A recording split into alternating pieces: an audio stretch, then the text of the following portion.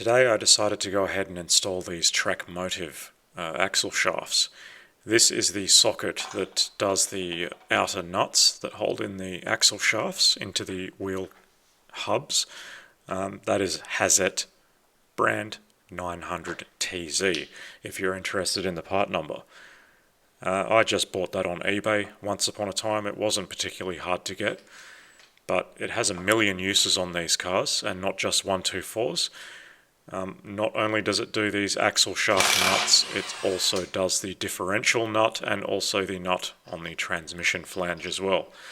And as I said, not just 124s. I originally bought it for my 116 and I've used it so many damn times it's not even funny.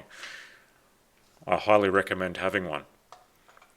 And of course the impact just explodes these nuts off without any problem. The official spec is 200 to 240 Newton meters. While this isn't superhuman levels, the impact wrench just gets it off without any effort whatsoever. And it just makes this job that much easier. Didn't even destroy these nuts even though they were pinched on, so technically I could reuse them, and I probably will if I ever need to refit genuine MB shafts again. So I then lifted up the car after having those nuts removed, and it was time to get underneath and disconnect the shafts from the flanges on the differential. The left hand side will require lowering of the exhaust. You don't have to disconnect the exhaust, you just have to lower it. Right side, piece of cake. Just unbolt the 6 bolts at the flange and out it comes.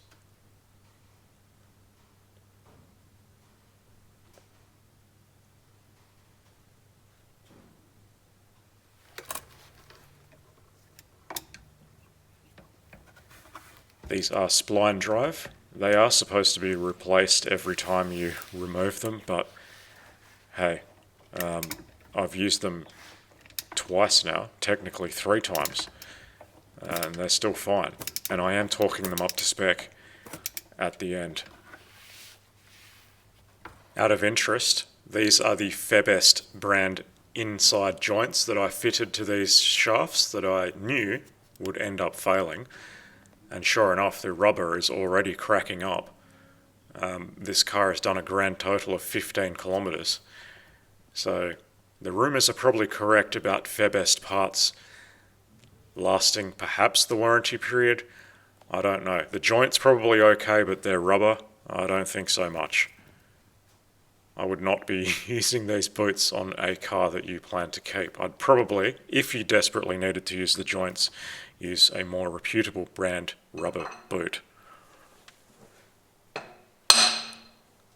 The axle shafts were then just released from the hubs by tapping them out, and it's as easy as that.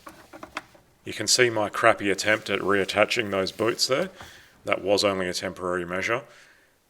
I then compared them side by side, and to my surprise, or relief I should say, they are an exactly perfect fit.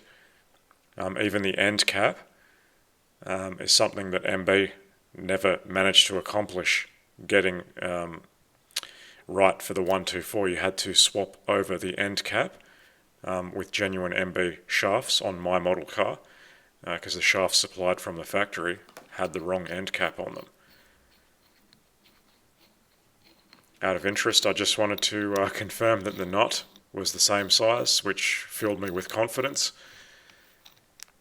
The only real concern I would suggest is slight manufacturing tolerance differences, because the splined end here is not a tight fit in the hub. There is a minute amount of play. So it's very important that that outer nut is tightened up to spec, because if that's allowed to continue, well, you'll have no teeth left on that splined shaft and you'll just lose drive. So yes, absolutely imperative that that's tightened up correctly. And to my surprise, even though the grease comes in a bag for the inner joint, there's grease in there anyway, not much, but I don't know what the reasoning is behind that. Maybe to stop damage in transit, possibly.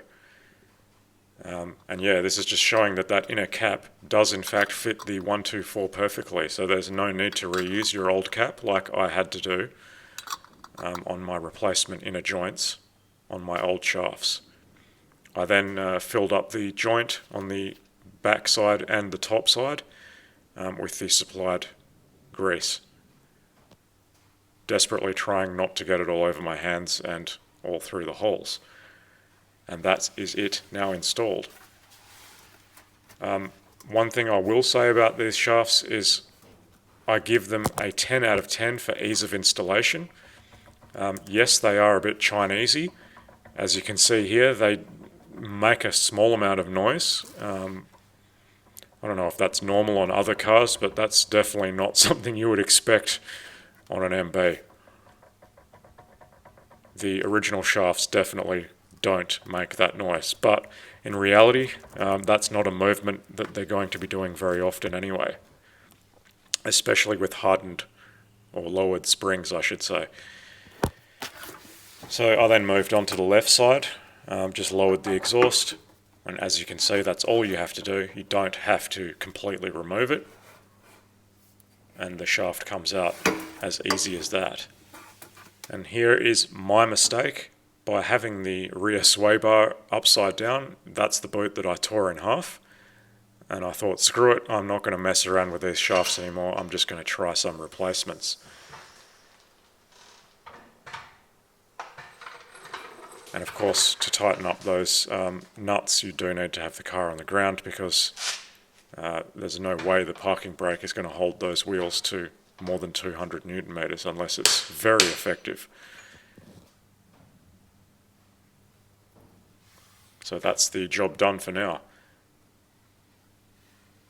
Obviously, I would like to take it for a test drive, but I don't have time to do that today. And once I'm happy with them, I will pinch in those locking nuts on the outsides. So we'll see how that goes.